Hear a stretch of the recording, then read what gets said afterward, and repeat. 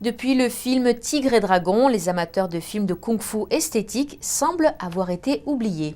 Mais bonne nouvelle, le nouveau film du célèbre réalisateur hongkongais Wong Kar-wai, intitulé Le Grand Maître, vient d'être présenté en Chine et à Taïwan. Il sortira à la fin de ce mois à Singapour et en février dans le reste du monde.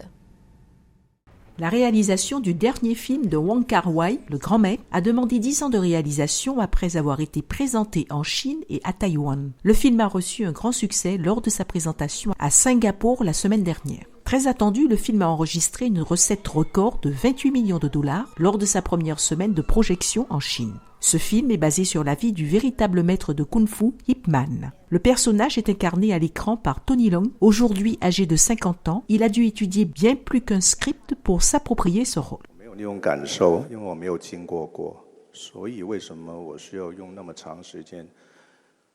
Je connaissais peu de choses sur ce rôle. Pour incarner un maître des arts martiaux, il faut perfectionner l'approche physique et le comportement. Il faut savoir cela pour trouver l'esprit du rôle. On ne peut pas simplement apprendre le texte. C'est comme dans la vie, on ne peut pas atteindre ses objectifs simplement en lisant des livres.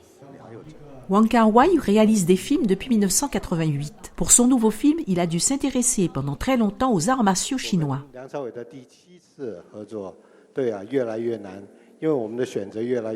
En prenant ce chemin, dans le cinéma, j'ai compris que les arts martiaux représentent quelque chose de vraiment profond.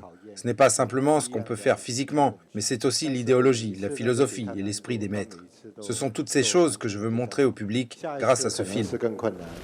Un chef-d'œuvre plus qu'une biographie, Le Grand Maître a été applaudi pour ses scènes dramatiques et sa perfection visuelle.